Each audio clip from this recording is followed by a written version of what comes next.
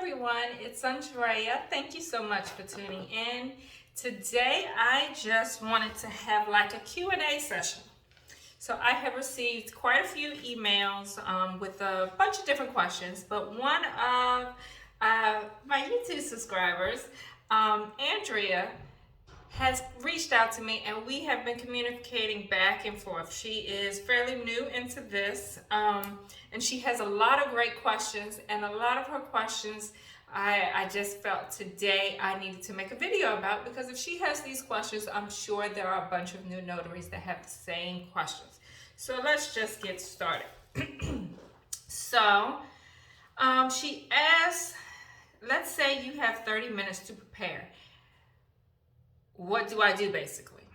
So if I only have 30 minutes to prepare, then chances are I am not prepping the documents. If you've watched a few of my videos, you know that I like to prep my documents using PDF. So I like to already have my notarial language filled in. For example, my venue, the state and county in which the signing is going to take place. I like to have the date.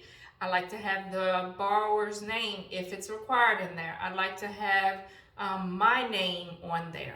I like to be able to get to the table and not have to write in any of my information that's required for the documents that need notarization. But that doesn't always happen. I can't always do that because sometimes I get documents last minute. So when that happens, I do not prep the documents. I don't have time.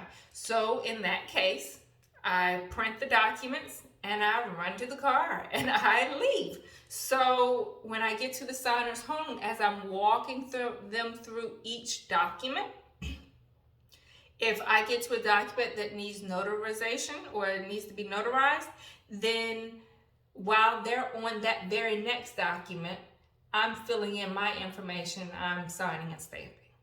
And so if they are signing super fast, then I will fill in all of that information at the very end when they're all done.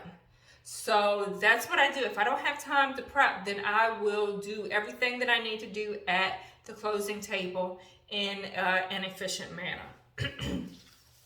Do you scan through the documents in the PDF to see which documents you received, or do you print first and scan through?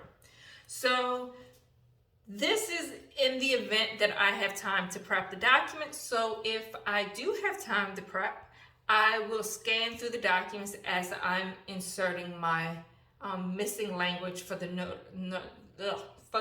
notarization sections. So I can see what documents I've received and I'm inserting all that information. However, if I don't have time, then I'm just hitting print. And sometimes if I'm that much in a rush, I have no idea what documents are in that packet, sadly. But that's just what happens. I like to take a quick glance as often as I can to try to know exactly what documents are in there. Try to, if some documents are missing, for example, you're gonna realize if the deed of trust is missing. If you scan through the documents and you're like, wait a minute, where's that 14-page deed of trust that would be in every single refinance? So I like to scan through, but I don't always have that luxury. So yeah. Which documents you received, or do you print first? Let's see. Do you separate the documents that require signature from the documents that don't require signature? Great question. And if I'm completely honest, I used to do this all the time. But here's my problem. So when I first started, I needed a lot of time to prep the documents. I needed to read over the documents. I needed to get really comfortable with the documents.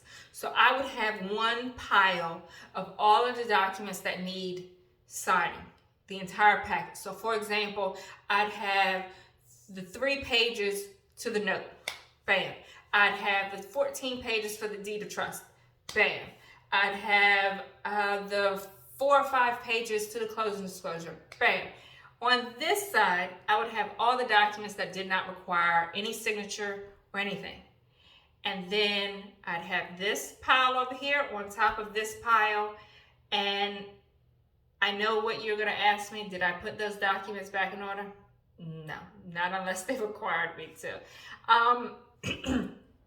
And in my mind, I was doing that because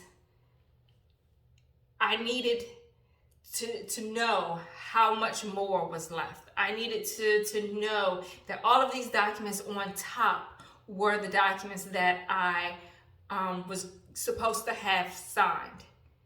However, what I found is that wasn't all that efficient. And I'm sure it was probably a pain for the signing services as well.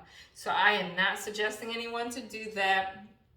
Do not have a pile for the documents that don't require a signature and then have another pile for the documents that do. Just work with the documents as they are. But, with those first 6 documents that I've mentioned before. You want those first 6 documents right on top, and then the rest of it just leave as is for the most part. Now, of course, there's exceptions to every rule. If this doesn't work for you, then certainly do what makes you comfortable. But I've said in the other videos, the first 6 documents are always the closing disclosure, the settlement statement, the note, the right to cancel, the deed of trust, and the first payment letter. And if there are documents, like for example, if it's the Patriot Act, and there's another document that I see a lot of times that wants the borrowers to fill out a bunch of information about their previous residencies, their previous jobs, things of that nature, I will put those 2 documents, the Patriot Act and that other document, at the back. Because it takes a good amount of time. And so while they're filling out that application, I'm working with the Patriot Act, or I'm double checking the documents. So just do what makes you feel comfortable, but I do not separate my documents any longer for signature and no signature. I don't do it anymore. Let's see what else we got. Do you place sticky notes on the printed documents where the signers need to sign? My first 3 or 4 closings, I did do that. And what I learned from that was that it was enabling me. I was not retaining exactly where those signatures needed, where those signature lines or date lines or initial lines needed to be, rather. So I wasn't retaining that information. So I wanted to feel really comfortable with the documents. I wanted to be able to go through these documents in my sleep. And literally I can now. But so I took away the sticky notes. Therefore it forced my eyes to go exactly where it needed to go on the documents. It forced me to remember exactly where the signature lines, the initials, and so forth should be. Now, every now and then, I'll see something absolutely brand new. I'll see an initial somewhere that is not typically there. And every now and then, I will use a little tab to say, hey, make note of this initial here. But I try not to use it that often, and now I really don't need it. But as you start working with the documents, you will become very familiar with it. And I know it sounds crazy, 150 to 200 documents or pages, and you're expected to learn all of that. Just know you can do it, okay? You can learn it. And the sad reality is that sometimes you learn it the best when you mess up on it. And I'm not saying that you should mess up on everything. That's not at all what I'm saying. But I'm saying that when you do mess up and you pick up on it, or shucks, someone else picks up on it, chances are you won't make that mistake again. So get comfortable with the documents. Keep looking at them over and over and over again. The other reason why I don't use sticky notes is the very first closing I had sticky notes everywhere. And they said, oh, you're so organized. And yes, it may look like that. I had been reading those documents all night long, it felt like. However, when it came time to take that sticky note off the page, it actually ripped some of the page. Like it took some of the page onto the sticky note, if that makes sense. So I ended up having to switch out that document with the borrower's version, with their copy, because I could not send that document back like that with part of the wording off of it, because it stuck to the sticky note, or it was actually flags or tabs or whatever you want to call it. But yeah, I couldn't do that. So that's the downfall. If you're going to get sticky notes, and I do have some in my down below, if you're going to get sticky notes, make sure they're not super sticky, that they're going to take off the words off the paper. Okay, but yeah, I just want everyone to really get comfortable with the documents though. You can do it. You will remember these documents, and when something is off, you'll remember that too. Like, wait a minute, there's supposed to be a signature line here. But yeah, you will definitely learn the documents. I don't want anyone to enable themselves and use sticky notes the entire time. And plus, those sticky notes are expensive. They can be pretty expensive, especially if you're throwing away after each closing. So just keep that in mind. Yes, it's not bad an idea to use that at your first 5 or 6 closings, but start weaning yourself off of it, okay? All right. In reality, do you explain documents that don't require a signature? Very good question. No. I do not. If the entire packet does not require a signature, then I don't even deal with it. For example, there's often closing instructions which go to the settlement agent.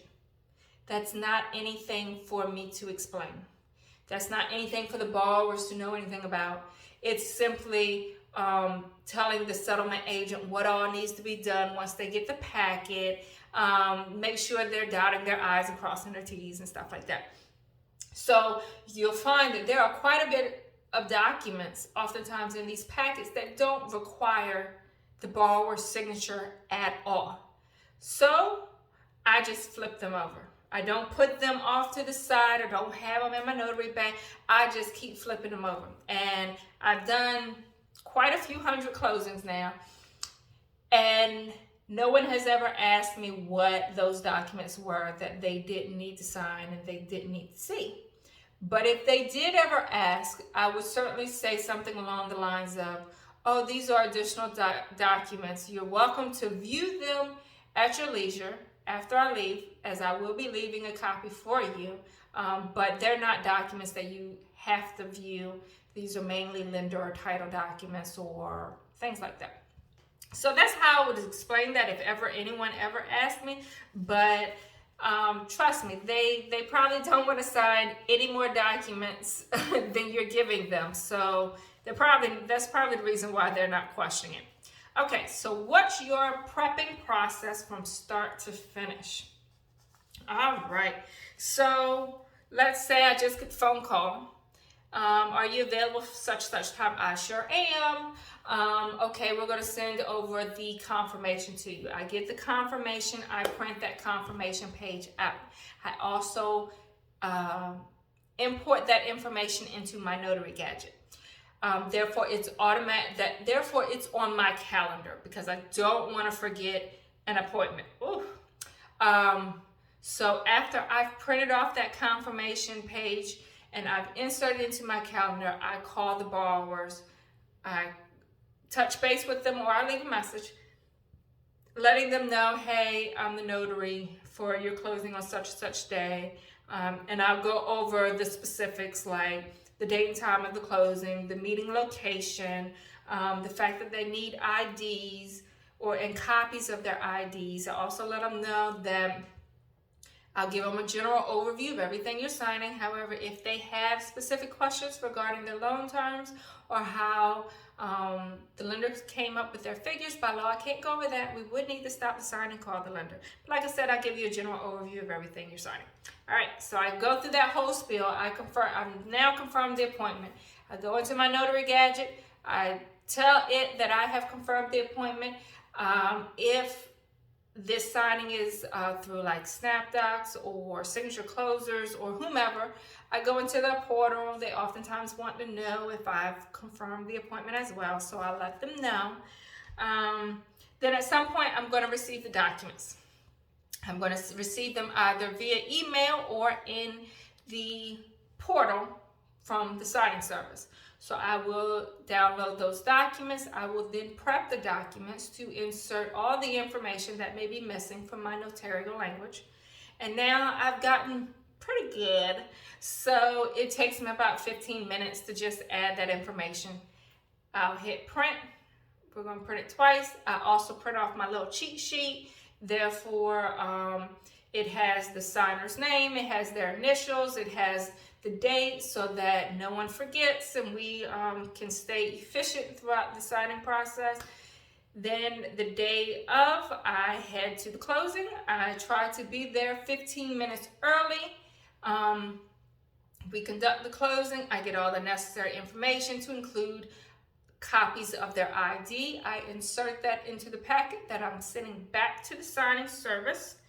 And then, depending on the requirements, determines my next steps. For example, if this is a scan back, then what I'm doing is I'm going home and I'm scanning those documents in, and I am attaching them into the portal, or I'm emailing them to whomever they have specified on their closing instructions. From there, I'm then going to FedEx and I am dropping the package off, or UPS, dropping the package off. Therefore, it is out of my hands. I feel terrific when I can drop a package off and I don't have to worry about it anymore, especially after I know that it was a stellar job and blah, blah, blah, blah. Okay. So yeah, she wanted to know what's your prepping process from start to finish, and then what's the process after signing. Yep. All right. So I think I answered all those questions. So thank you so much, Andrea. You are always coming to me with such wonderful, wonderful questions.